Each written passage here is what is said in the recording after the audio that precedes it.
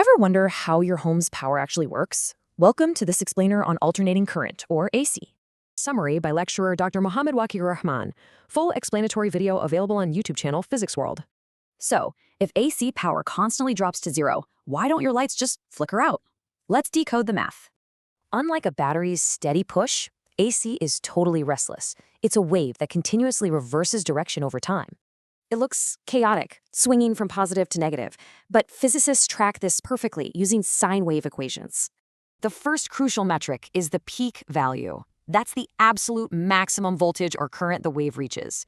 Measure the total swing from the highest positive peak down to the deepest negative peak. That's peak to peak. But here's a puzzle. How do we measure an average voltage when the wave's actual average is zero? Enter RMS, or root mean square. It's basically the effective, steady equivalent of that chaotic alternating wave. To find it, we literally work backwards. First, square the values, find the mean, and then take the root. This math reveals a cool constant. RMS is always 0.707 times the peak. Next up is phase. Think of it like a timestamp, defining exactly where the wave is in its cycle.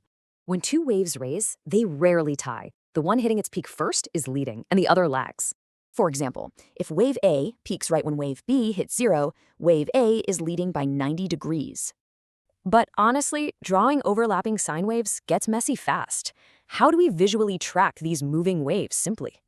Enter vector representation, or phasors. We trade messy waves for a simple rotating arrow to track its exact state. Drawing these follows 4 strict rules. Rule 1, the vector arrow must always rotate counterclockwise. Rule 2 sets the scale. The length of our rotating arrow precisely matches the wave's peak, or RMS value. Rule 3 locks its start. The vector aligns with the positive x-axis when the wave is 0 and increasing. Finally, Rule 4 syncs the speed.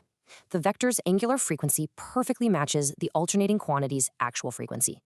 Now watch this. As the vector spins in a circle, its vertical position perfectly graphs the sine wave.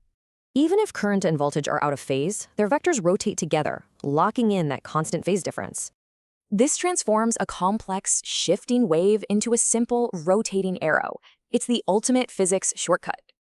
If a simple rotating vector can conquer AC chaos, what other invisible forces could this math decode next?